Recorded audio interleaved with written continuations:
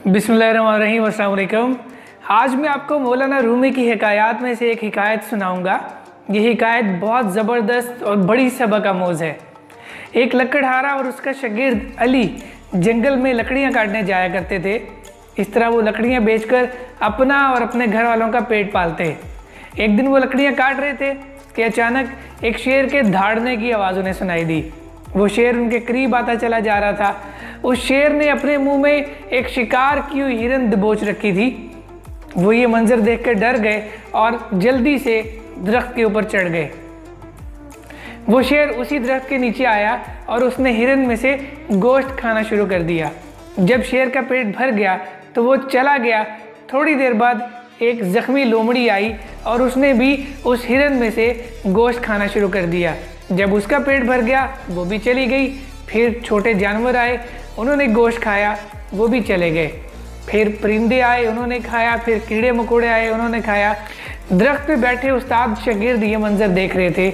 उस्ताद ये सोच रहा था कि ये परिंदे, ये जानवर, छोटे जानवर और ये लोमड़ी, इनको कैसे अल्लाह ताला ने बैठे बिठाए रिस्क दे दिया।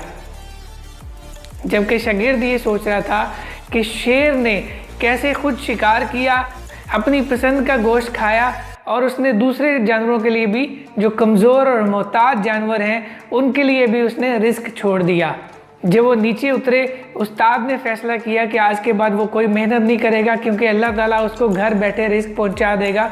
आइंदा वो घर बैठ के सिर्फ अल्लाह की इबादत करेगा और अल्लाह ताला उसको रिस्क घर में ही पहुंचा देगा। उस्ताद ने वो कुल्हाड़ा शागिर्द के हवाले किया और घर चला गया। अगले दिन शागिर्द काम पे आया, दरख्त काटे और शहर में लकड़ियाँ बेचने के लिए चल पड़ा। जब वो शहर पहुंचा, वहाँ उसे एक सेठ मिला। सेठ को उसने वो लकड़ियाँ बेच दी। सेठ ने उसको बहुत सारी रकम दी जो उसकी तवक्को से बहुत ज़्यादा थी और उसे कहा कि आइंदा जो भी लकड़ियाँ काटो मेरे गोदाम में ले आना, मैं तुम्हें पैसे अदा कर दूँगा। वो शागिर्द खुशी खुशी वापस गया और उस्ताद को जाके उसने थोड़ी सी रकम दी।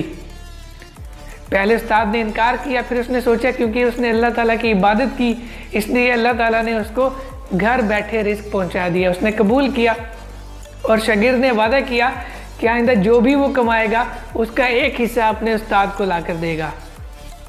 इस तरह से दिन गुजरते गए। शागिर्द लकड़ियाँ काटता, शहर में जाके बेचता। उस्ताद रोज़ाना इबादत करता और रोज़ाना उसको शागिर्द की कमाई का एक हिस्सा मिल जाता। कुछ अरसे बाद शागिर्द अपने उस्ताद के पास आया और कहा कि उस्ताद जी, मैंने एक घर बनाया और मैं चाहता हूँ कि आप उसका इफ्तिताह करें। उस्ताद उसके साथ चल पड़ता है। घर में जब पहुँचता है तो वो देख के दंग रह जाता है कि इतना आलीशान और इतना महंगा घर। वो शागिर्द से पूछता है कि ऐसा कैसे हुआ। उसने कहा कि मैंने अल्लाह पे तवक्कल और दुआ मांगने के बाद इस कुल्हाड़े को इस्तेमाल किया और अल्हम्दुलिल्लाह आज मैं एक आलीशान घर का मालिक बन गया हूँ। उस उस्ताद को बहुत बुरा लगा। वो अपनी कुटिया में जाता है और अल्लाह ताला से शिकवे शुरू कर देता है कि या अल्लाह, मैंने तेरी ज़्यादा इबादत की और तूने मेरे शागिर्द को ज़्यादा नवाज दिया। गैब से आवाज़ आती है कि उस रोज़ उस वाक़े को तुम दोनों ने देखा था। तुमने उससे ये सबक हासिल किया था कि बैठे बिठाए तुम्हें मिल जाए, जबकि उसने ये सबक हासिल किया था शेर की तरह वो खुद शिकार करे, अपनी पसंद का गोश्त खाए और उसके बाद वो बचा हुआ गोश्त कमज़ोरों को बांट दे।